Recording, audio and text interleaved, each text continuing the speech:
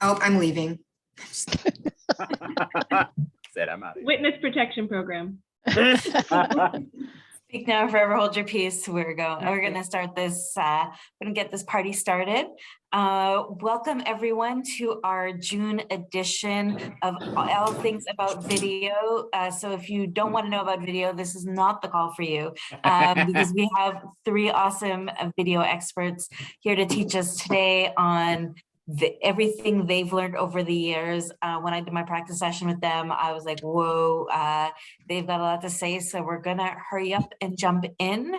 A couple housekeeping things before we start. A big thank you to Influence for sponsoring the call this month.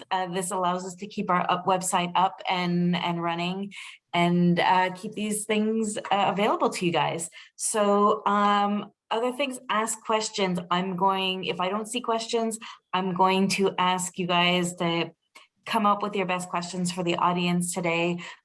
This is fun because it gets interactive with everyone going. We have Anya and Michelle monitoring the chat. So if I miss it, they will be like, hey, you missed a question. If we forget, we will definitely come to it at the end as well. And without further ado, I'd like to thank our panelists, Lindy, Melissa, and Troy for being here with us today as our experts. And let's kick this off. I'll let them introduce themselves. Lindy, how about you kick us off? All right. I'm Lindy Belay. I am the marketing lead at HSO for Financial Services.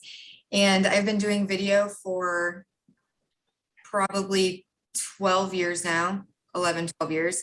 I did not start out all that great at it, and I've developed skills as I go. And I've been in the channel for just about, I think, 14 years now. So it's all been within the channel, and I've done some things on the side that have taken creative experiences elsewhere, but I'm really excited to talk to you about my experiences today. Thank you. Lindy's very humble. She's one of the rock stars in the ISV world, and now of our world. So don't. When she's like, "Oh, I just do this," no, that's not true. Troy, how about you introduce yourself? Yeah, thank you so much. My name is Troy Grable. I have about 12 years of marketing experience and probably about 15 years of video experience. Just happy to share my experiences with you guys for sure. Thank you for being here. And Melissa, why don't you introduce yourself? Hi. Yeah, so I'm a marketing specialist here at Encore. So I've been in the channel for about 7 years now when I started at Encore. Background in graphic design, very visual. So I joined at a good time because we were just doing a rebrand. So just the Encore brand is very close to my heart and all things visual.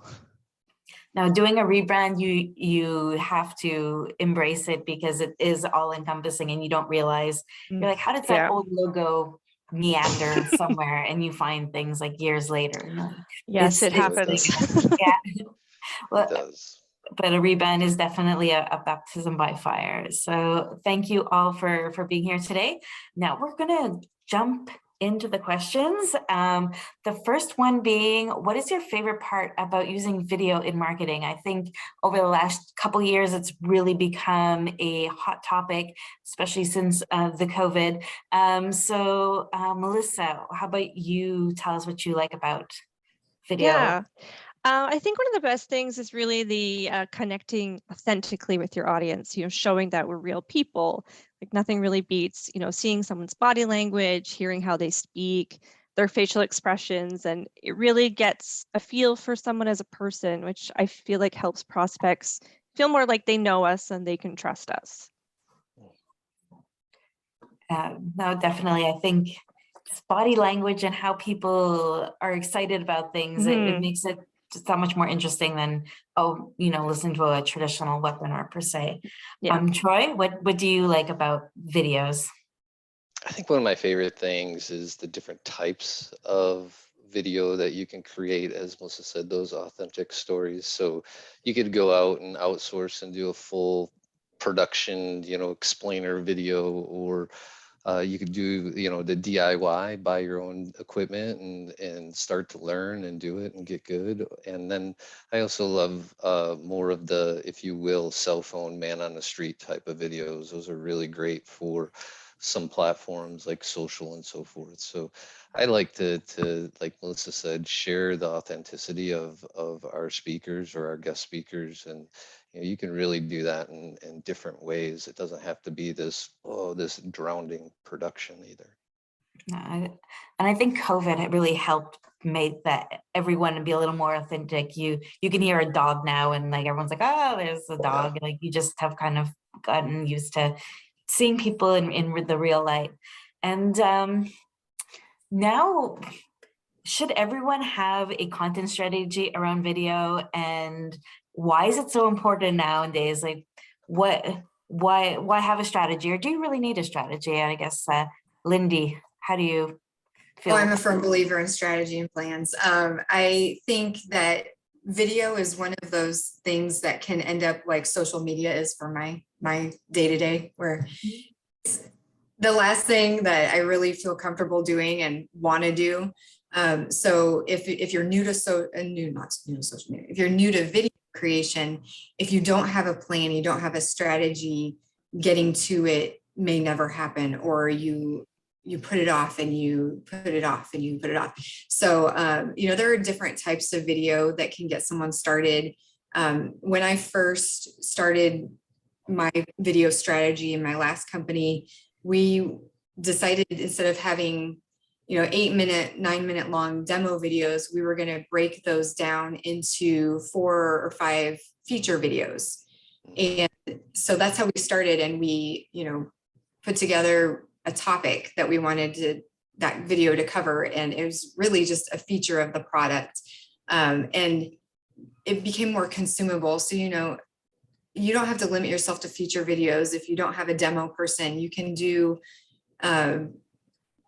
interviews, you can do talking head videos, you can do professional explainer videos. There are so many varieties, animation, there's so many ways you can go with it now, that you're not really held down to having to commit to one thing. But if you don't have a plan, you're not going to get started. So that's my opinion in that matter.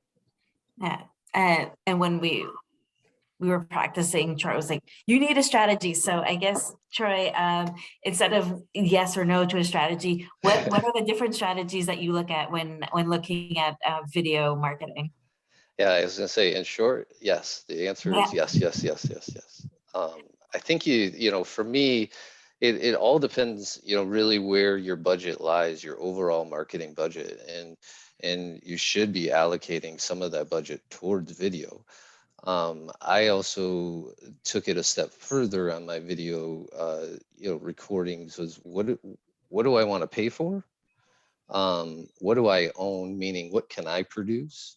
And what have I earned? For example, this would be earned media, right? This would be a video spot that my video guy could cut up and possibly use after this production. So having a strategy around those 3, I think, is critical. Obviously, the paid one is going to be your big ticket, and that's really something that you want a strategy around. If you're spending a lot of dollars to invest in a great video, you need to have a strategy. You need to have a well thought out, storyboard.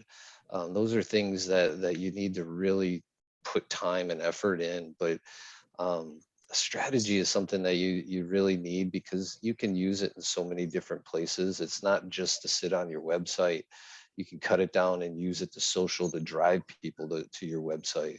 You can, launch your YouTube page or other video pages that you wish. It's just a very vast asset that sales and marketing can use, every day, any day, especially like Lindy said, if it's a demo type video, your salespeople want that.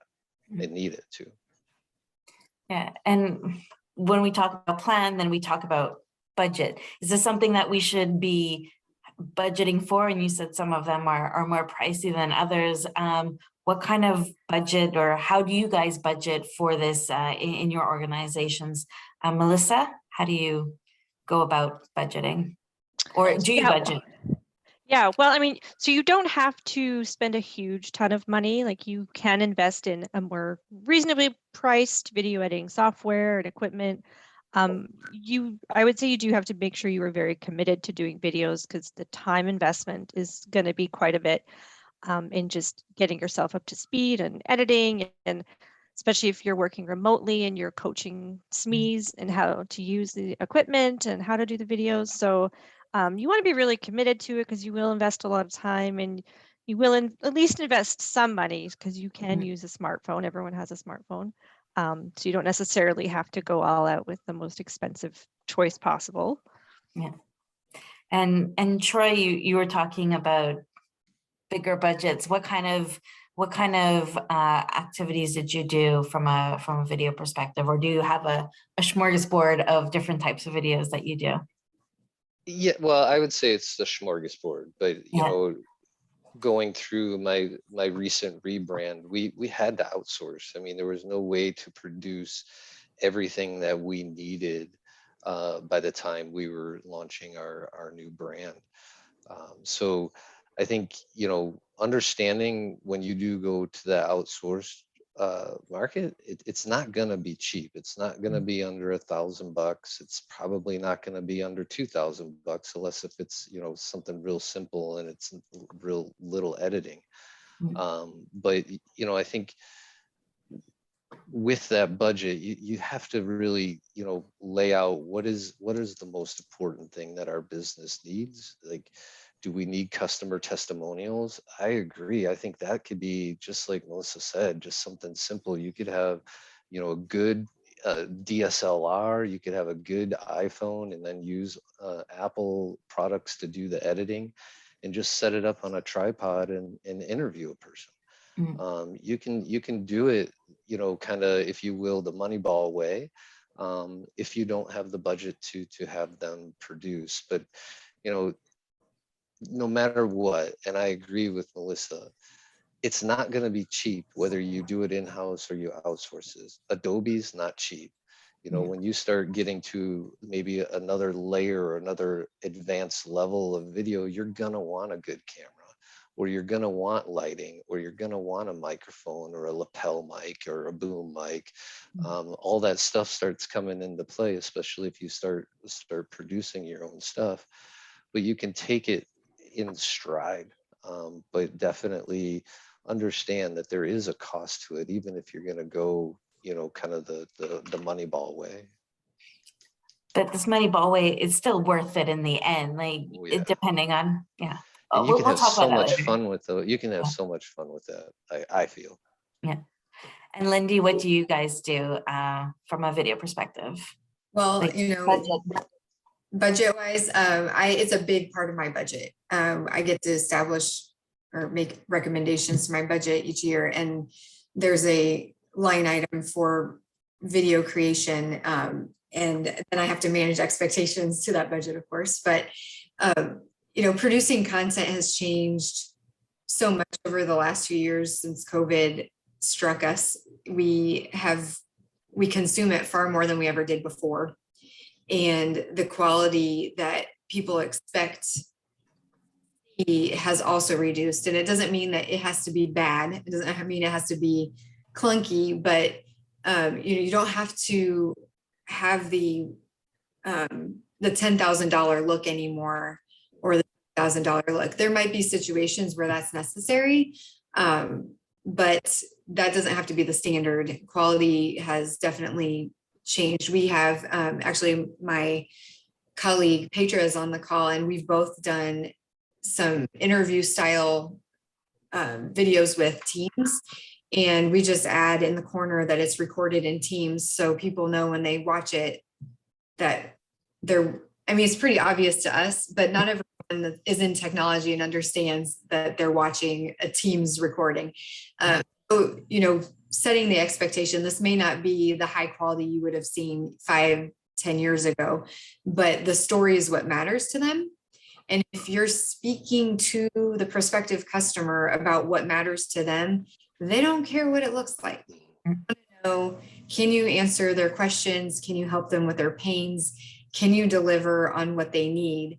And if they can get that from your video, then it's not going to matter if it's super polished or if it's something that you've had to use your iPhone for or Teams. And even iPhone, you can get some pretty good quality videos with your, they've come in a long way. So I think all of you are just saying, like, just do it. Like, don't hang up on quality. And as marketers, we like to be perfect. We like things to be with the little bow and the top. And you're just like, no, scrap that idea. Just start doing it. And I think we forget that, or like, video is scary and I need all these equipment, and that's not the case. And I think I'm saying this for myself too, that video can be easy to do or accessible. It's not like that $20,000 budget that we are traditionally used to seeing. So I guess, okay, we've swallowed the budget. We can do it ourselves. We're just going to invest time.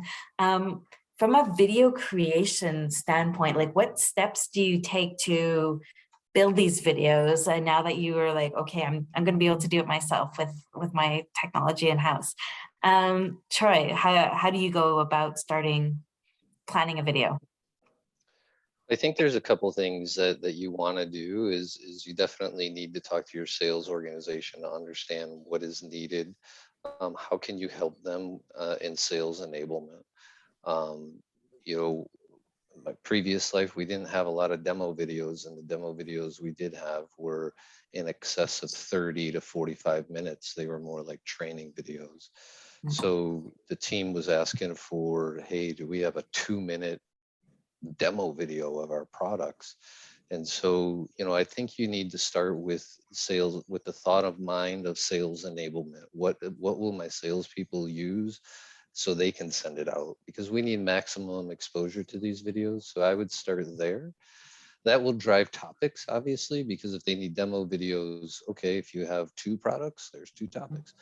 If you have 10 products, there's 10 topics you can talk about. So depending on that, I personally start there to see what the team or the customer facing teams need. And secondly, I think the most common is customer testimonials. Not as easy as a case study, because a case study, I can interview you over the phone or right here in a Zoom and not record anything video wise. And you'd be happy for me to write a great case study, but to ask you to be on video, sometimes that takes a little bit more coaching and making sure that your customer is well prepared and understands that you're going to make them look really, really good. But I think those are the 2 that I see the most. And then you have to ask yourself, okay, with that, you know, the level and the clarity and what do you need to successfully deploy those? Is it outsourced? Is it insourced? Do we have the right tools and so forth? And then I think the next big piece would be storyboarding. Every video should have a storyboard, and you should highlight, you know, if you're doing animation, you need to write in animation comes in here and it's going to do X, Y, and Z.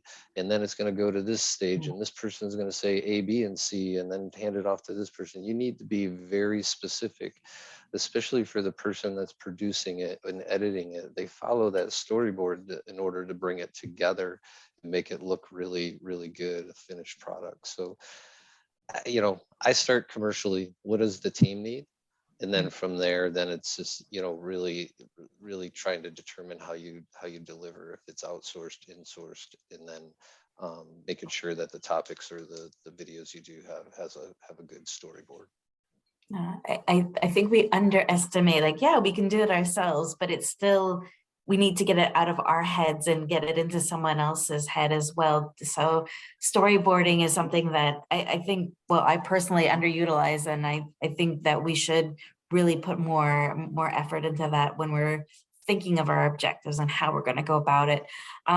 Lindy, how do you prep for creating a video? Well, I'm going to start by saying I fail miserably at storyboarding, because historically I've been the one to come up with the idea, script or come up with the topic and the ideas and the bullet points, do the interview, do the recording, do the editing, doing the producing, doing the post-production, doing the distribution. So now I'm in a situation where I do have to be able to hand things off to other people. And so for me personally, it's been a struggle, is remembering that step of, oh yeah, they can't just read my mind. It's has to be able to share with other people. So I agree with Troy. First thing I always do is I meet with my sales team lead and say, okay, what's resonating with your customers right now? What's resonating with prospects, our partners, like need to get out there. And then we come up with a list of topics, stories. And typically for financial services specifically, we don't have a lot of customers that are willing to share their story with their logo. So we tell anonymous stories. And in order to do that, we can do it with a demo. We could do it with animation, and we can do it with, those have been the two main that we've been working with. And, you can select from any type, but follow the same process, have the guidelines. And when we don't script, but it's a storyboarding thing for animation specifically. But when it comes to like working with my demo guy, that sounds rude. You know what I mean? The demo specialist, he does his own scripting, but we come up with the bullet points together, and it gives him the freedom to word it the way he wants to say it in his way. When I do talking head videos, if it's a subject matter expert, I don't want to put words in their mouth. They know it better than I do.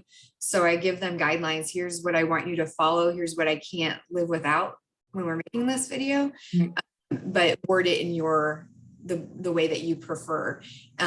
People don't do well typically with memorization and then looking natural when they then turn around. There are tools you can use. There's this really cool thing called Parrot that you can put on the end of a camera if you need to, but for a teleprompter type help. But typically I try to stay away from that kind of scripting. But when I'm going through that process, we always go back to the objective. Like, what is the main topic? What is the objective? What are we trying to fulfill with this piece? And you have to do that with every single one, even if it's the same story in different types of content. If it's in a blog, a video, a demo of all the same story, what is the objective of that piece of content? I have a campaign that I did last year, and we keep using it, where we interviewed our consultants instead of customers. We interviewed the consultants who did the projects and then wrote up a blog, and that interview is embedded in the blog. So it can be a standalone thing. It can be a shared thing. It can be processed however people prefer. But I think Troy had mentioned earlier, you don't have to just have one standalone piece of content that lives and breathes for a month and then it's over. You can create content that is evergreen, but you can also, I had a lot of fun actually on Time Hop. I'm sorry, I'm talking a lot. Time Hop yesterday, a video popped up from a webinar that I held with my old coworker, Dan, and it was a comprehensive leave thing. And I did not remember making the video. I didn't remember the webinar, but we were laughing. I shared it with him. We were laughing so hard. I was like, we had a lot of fun doing this stuff because it doesn't have to be stiff. Of course, it depends on your company and your audience, your specific market, but you can have fun with these things too. They don't have to be stiff and uncomfortable. So I'm gonna stop talking now. No, but I think that's a great point, is we're coming back to the authenticity thing. Like, if you're not a stiff and standard person, it's, even if you try to have that kind of video, it's just going to come off as awkward, like, I'm going to stop watching this. So it's important that you shine in whatever light. Bring in that personality of the person, Yeah. camera, your talent camera.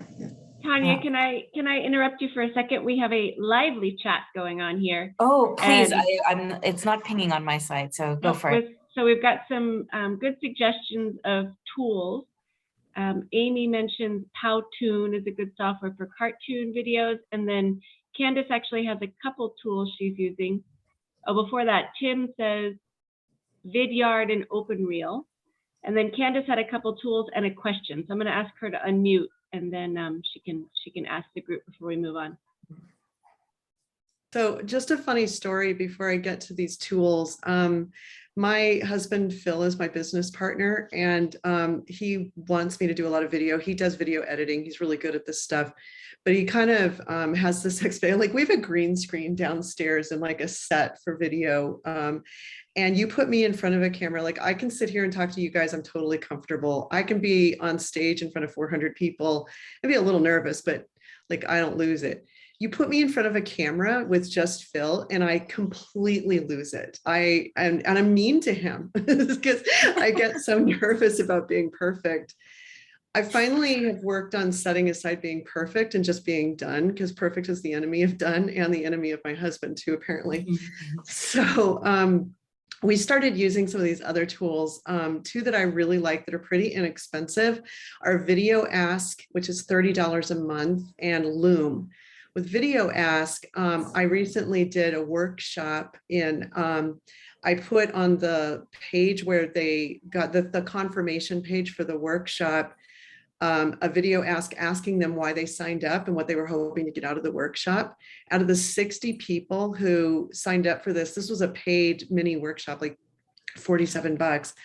30 of the people who signed up for that workshop gave me a response to the 2 questions that I asked on the Video Ask, which then creates a lot of engagement, and they feel like they know me because then I can reply to them and really personalize that interaction. So something to try out, pretty easy to create, especially if I get over my need for perfection.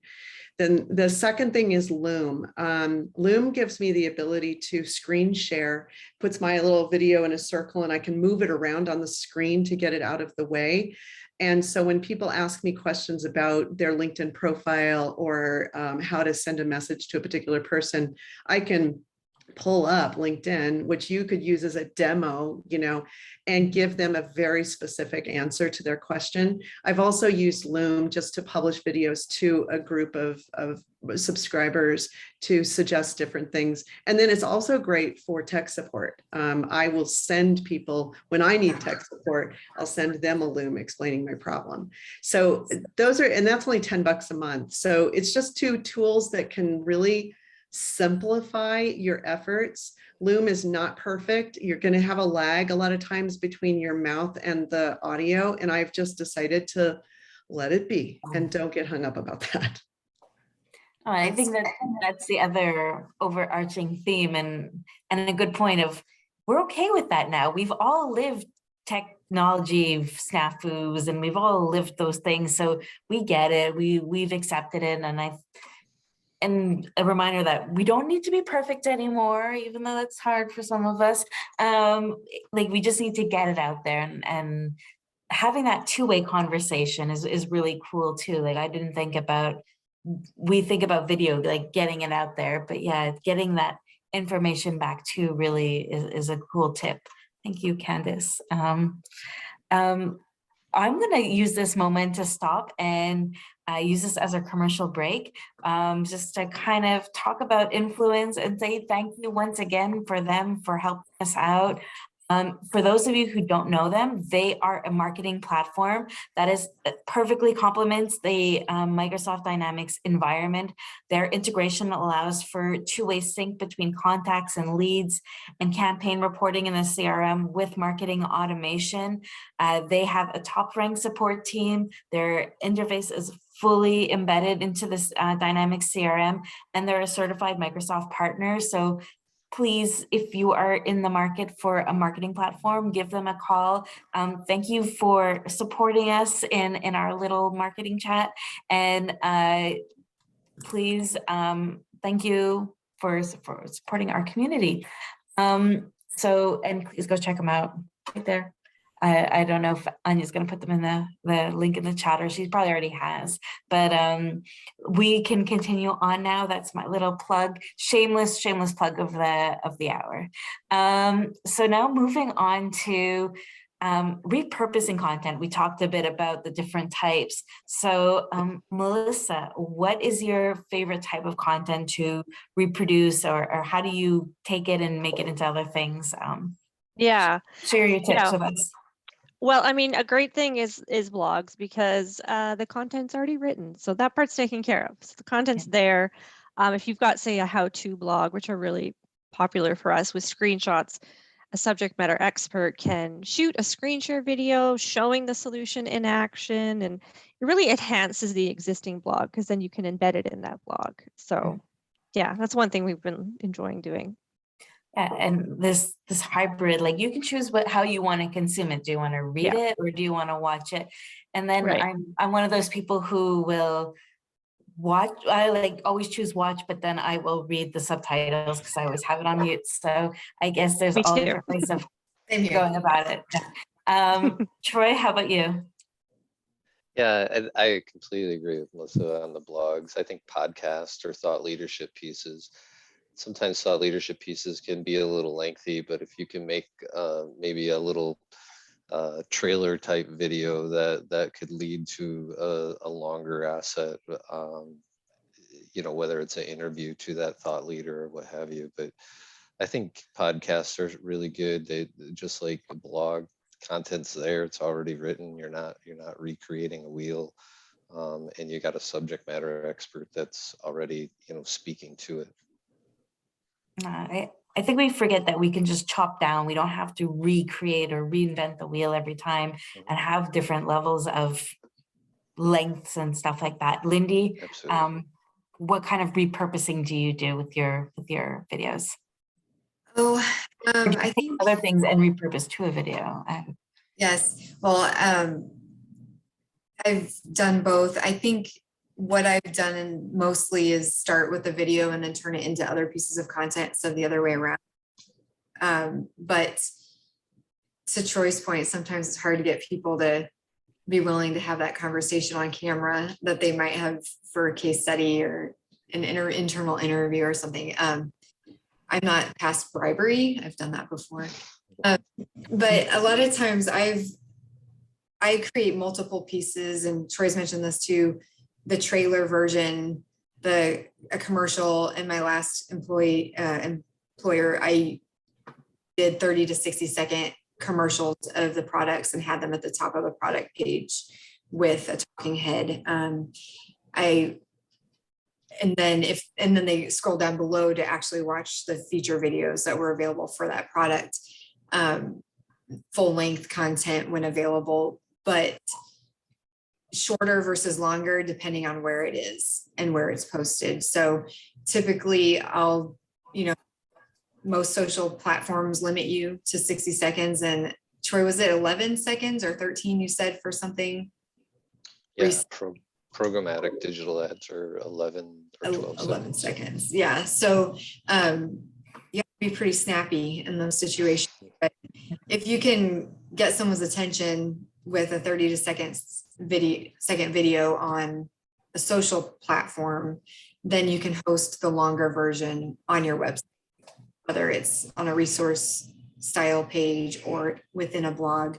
I prefer blogs mostly because it has a more natural customer journey if they actually browse through the blog and they can do click-throughs and such. But I think that point of 10 seconds, like we've been so programmed, or old school people like me, hi, my name is Tanya from Bad Boom Cloud. And it takes like 5 seconds of the 10 seconds like gone. I think we really have to change the way that we think about how we present, or we have to put ourselves, like when I'm scrolling through things, how much time do I really give before I've moved on, or what are my turnoffs? And I think 10 seconds, it really makes you realize like, ooh, like that's really not long before you lose someone. So keep that in mind, everyone. 10 seconds. Don't introduce yourself, just talk. They can like find you on the interweb after. So that kind of brings us into the next point. Like, what length do you recommend? Like, you guys talked about 30 minutes and 10 seconds. Where do you kind of go from there? Troy, you've made a lot of videos, so. Well, you all have. Yeah, I think they go hand in hand, you know, length of video and where you're going to use it. Because you don't want to have a 5-minute video on social media. And like we were just saying, programmatic digital ads, if you're putting just a static ad out there with content in it, think about that. You've got a display ad. That's basically what you've got to say, but you have to say it now if you did it in video in 11 seconds. So it's really, really cool. It's really, really creative. But you have to, I think they go hand in hand. You know, if you're going to do a demo video, yeah, maybe they squeak past that 3.5 minute mark, but probably being 3 or under would be better. And I always challenge my team to think of 3-minute videos. Can we do it in 3 minutes? And then if we couldn't do it in 3 minutes, there was probably a good reason why, or we have decided to split it up. You know, can we use it in a series? Can we maybe break the topic up to be more munchable into shorter ones? But I'm a big believer in shorter is better. And all of my metrics and research that I've done has stated that. And, you know, I think if you do go longer, you just have to have the understanding that in the long run, they will underperform from the shorter version videos. You may get a spike at the beginning, but in the long run, people will say 5 minute, 2 minute, I'm going to go 2 minute all day long. And it could be right there on your website. It could be on your YouTube channel, but they're going to go 2 minutes over 5 minutes every time.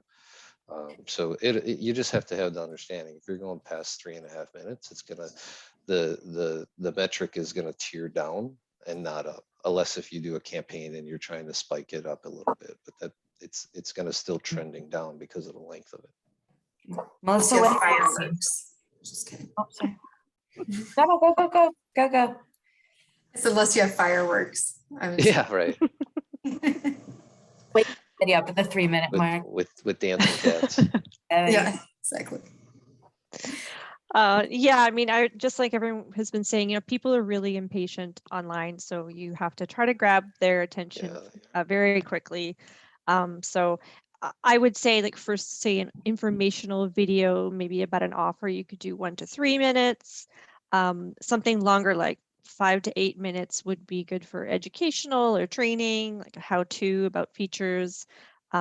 Maybe promoting something like an event, like really short, under a minute, maybe that 11 seconds. That's that's challenging. Try to like fit everything you need to say in a short period of time, but you need to grab people's attention and keep it. I think we're all like 11 seconds, we can do it. And then when you really try and say what you have to say in 11 seconds, I get a little itchy, like, oh yeah, how do you become so concise? But it really is an art, but that's why you guys are here to give us all the tips and alls and wonders of the thing today. Lindy, how do you feel about longer videos and all that? I don't think I've said anything in 11 seconds in my life, so challenging. Maybe on 3 times speed.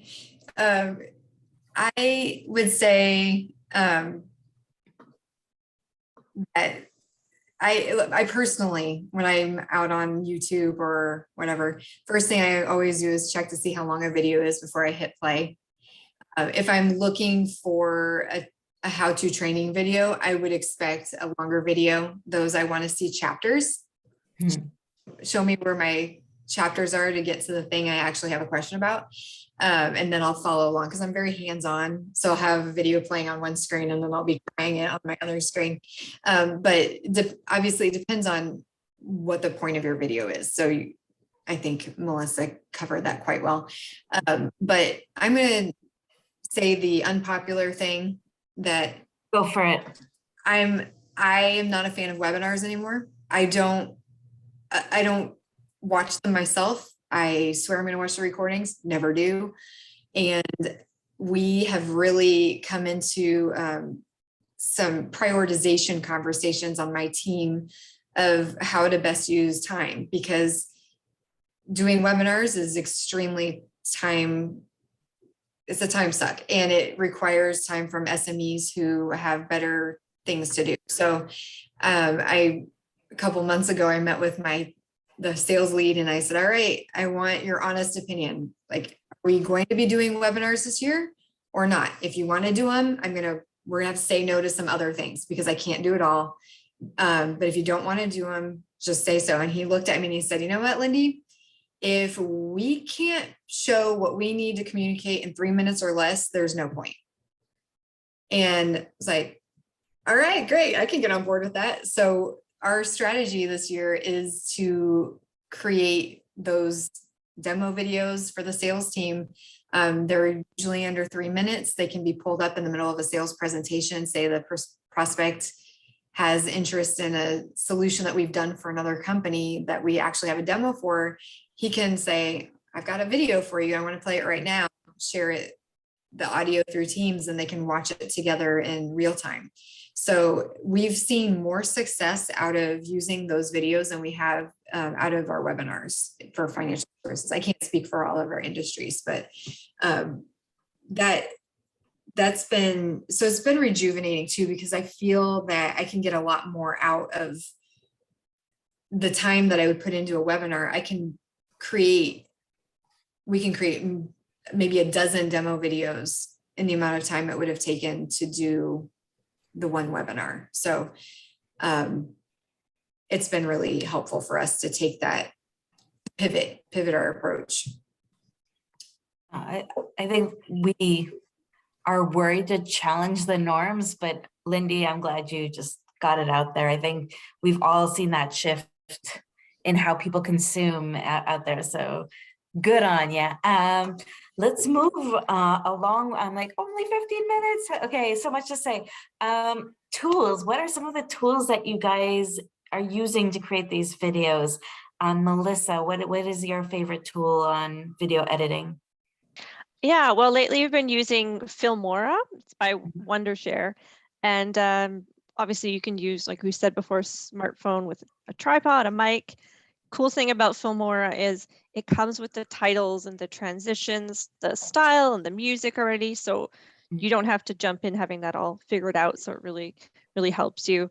Very accessible. And another thing actually we've been doing with our subject matter experts is just using Teams and even doing a screen share on their own, recording it, taking that and adding some video editing to it to kind of spruce it up. And there you go.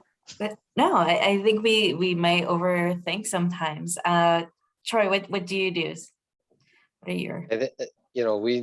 We're a big, Adobe shop. I mean, Apple editing has really good tools as well. I do like the Teams capturing the screen, but for our demo videos, we've bought different packages that we've used in the past, like My Screen Recorder Pro is really good, or Flashback is really good as well.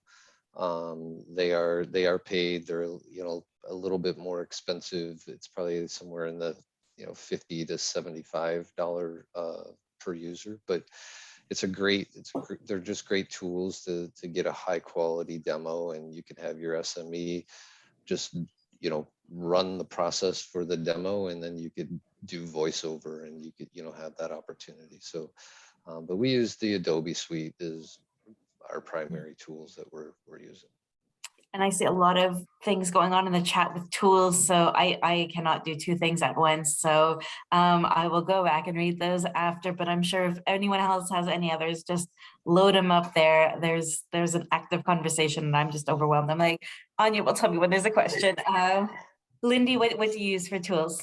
I'm a Camtasia user. I've been using that for all the years I've been making video. I just checked that's $300 a year for their latest and greatest product. It started as a screen capture tool, and they really developed it into a marketing tool. I'm technically still on one of their beta groups, and they're always adding new features for the marketers to be able to produce content for marketing. It's And a then, great tool for presentations and video. You know, yeah, you can yeah, have it all video moving behind you and have it voice command where you say you hit this area and then the cursor can go. I've used Camtasia. It's a great tool as well. yeah. It's pretty intuitive too, if you're not used to using editing software.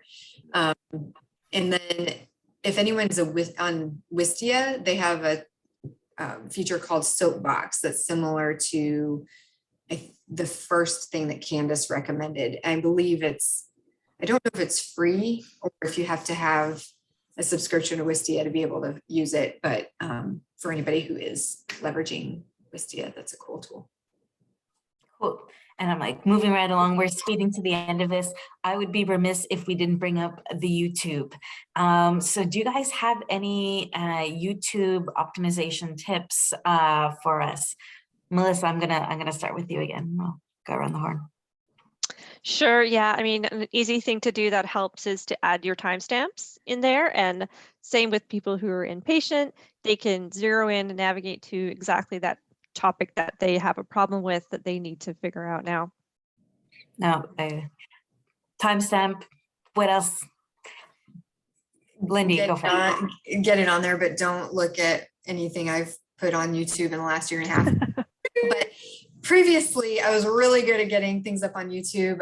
If you have to select, or there are combination of things you can do to be optimized in YouTube, and it's totally different than anything else that you would be optimizing. So one of those things is make sure you select your publish day when putting it up. Troy, for you? Yeah, I think you need to use YouTube to its fullest capability. You know, use it to its tilt. I would recommend don't use it as a social media platform. It is more than that. I do believe, and I haven't looked at it yet, but I do believe it's still the #1 search engine. So treat it as such. Just like both Lindy and Melissa said, publish dates, timestamps, tags, you know, everything that Descriptions. you need. Yeah, descriptions you need. And, you know, if you're not using YouTube, honestly, you're kind of wasting that video strategy that we talked about earlier. People aren't going to necessarily find your website every time or go to your LinkedIn or social media page. And if they do a search for whatever, it'll come up on YouTube. I mean, just do a search on whatever you have. I was, doing yard work over the weekend and wanted to know how to build a flower bed, just a standing flower bed. And you had, 40 videos that popped up, plus all the other stuff. So you're going to come up, and YouTube is one of those SEO tools that for your website, for your presence, if you're using Google in any way, shape, or form, it's going to help your SEO tremendously. So, if you're not using it, I would highly, highly suggest to start using it and direct and have links from your website to YouTube and vice versa to help out with that SEO. I think we forget about that. Like we're like, it's just talking, but no, the whole SEO and backlinks and all that, there is a big part of everyone's strategy now where it has to be a part of it. And odds are your competitors aren't doing it. So if your competitors aren't doing YouTube, then you stand out even more. Right. I think everyone who's on the call today, get out there, check out your YouTube channel. Are you up to date? And what are some of your pet peeves now where we're wrapping it up? What are some things that if you watch a YouTube video, you will close it or you will move on to the next and you're like, no, this I can't handle. Lindy, I'm sure you have an idea. Stop gating video. If you gate video, they will go back to the Google search and they'll pick the next one that is ungated. Melissa, what are some of your pet peeves? Well, mine's a little more personal because I'm in the trenches making videos and technical difficulties, especially working remotely with a SME. If something goes wrong, a little blip could kind of ruin a whole shot, and you might have to ask your SME to redo something, re-record something, and you don't want to have to take up too much of their time. So just, you got to be flexible and be prepared. You can't, things have come up that I could have never expected and thought to happen. So you got to just kind of think on your feet. But yeah. I actually had a video created and it was the last minute. We were up until the last minute to have it done for an event. And I got it from my demo genius and the audio was garbage. And I started because I'm like, he's not going to have time to re-record this. What am I going to do? We don't know why the audio is messed up. It could be his computer. It could be the mic. We don't know what's going on. It's like, heck with it. I'm going to record the audio. So I uploaded it to Rev and did a verbatim transcript. And then I got out my little Yeti mic that hasn't been used in a long time. And then I just recorded myself in Camtasia because it has a little blue light that bounces. And I ended up being the voiceover for the video. So to Melissa's point, if you Quick thinking. step back, take a step back and be like, wait a second, I can do this. Then Yeah. sometimes there's a decent workaround. Oh, no. Stay on your toes. Troy, what turns you off or what grinds your gears when making videos? Yeah, I think it starts really with the message. Spend time up front defining your message, your story, your pitch, whatever you're trying to say. But the pet peeve is using an analogy to explain your own company. If you can't, why use somebody else's message to explain your company, your product, your service, whatever it is? So do your upfront work to really hone in on that message and own that message. It's yours. You guys get to own it. You get to create it. It's your company's, it's yours. Don't bring some other third company in, and it just makes the buyer confused. Do I go get that app or do I get this? Or, don't bring confusion into the story. Just own your message, spend time. If you're if you're outsourcing it, spend a lot of time because it's going to cost money and you want to make sure it's the message you want out to the world. You get to own it, so own it. I think being authentic, owning it, I think that's really the word of the day. So let's wrap this up with what are some of the trends you see with video coming up over the year? Lindy, what if you had a crystal ball, what would you say about videos? Well, it's not going away. And they're probably going to get shorter and less promotional. So, back to the authenticity piece, you want to be authentic, but they don't care about you. So remember that, like, these people aren't watching your videos necessarily to learn more about you. They want to know how you're going to help them. And I think we get lost in that sometimes. I know I do. Well, it is all about me, right? But well, you, yes. But. Yeah, that's why. Anyway, moving on. Melissa. Yeah, I think we've sort of a little bit touched on this, but I know something I've been hearing more and more about is salespeople using videos more so in the sales cycle to maybe introduce themselves or to do short demos, to introduce the solutions. So I think that's going to maybe become something that we see more and more. I think there's a mention in the chat all about something similar from Candace. So yeah. I like sales and marketing alignment. I think video, instead of going like, hey, we come up with a new video, asking them and using it in the thing, using it in their sales cycles is really helping them and key to moving that process along. And let's wrap it up. Troy, what do you see in your crystal ball? Yeah, I'm going to add on to what you were saying with Tanya. I think it is absolutely important on the sales side. I mean, think about it, just short 5 years ago, our salespeople were using screenshots of our software. And we're probably still using screenshots, but those that we're losing to aren't using screenshots, guys. They're using video where they can show their entire product. in a sales call in 2 minutes and not 2 or 3 screens that they, all right, those couple screens look good. So I do think if there's a trend is get it involved into your sales presentations. But I think the one thing that I've noticed really since really pandemic, because we have all been doing this for the past 2 years like we've never done before, what's standing out, what's catching my eye, what people are doing is they're bringing a lot of fun into their videos. It's not so serious. It's not so, buttoned up and business-like. It's actually fun and maybe even some instances comical. But try to remember that you don't always have to be Johnny business and always wear your suit and tie. Let your hair down and have some fun with the videos. And I agree with Lindy, short.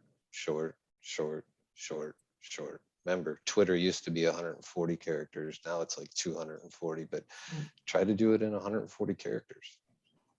And there's your first. That's video. everyone's challenge of the day. Try to do it in 140 characters. Thank you, Lindy, Melissa, Troy, for all your insight today.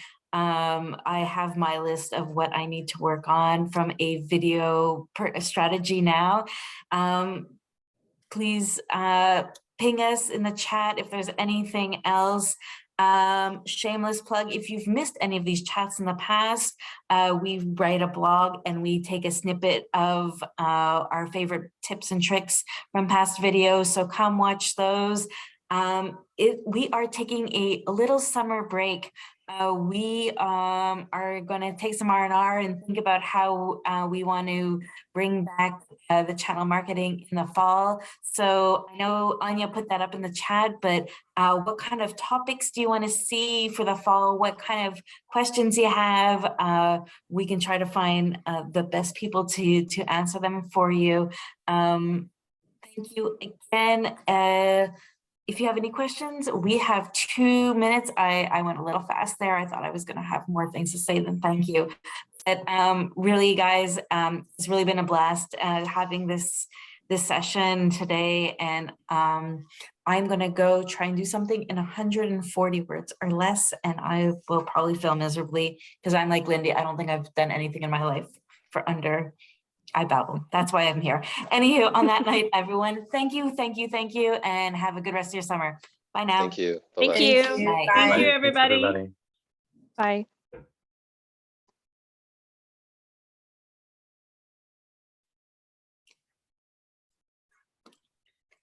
Thank you, Tanya.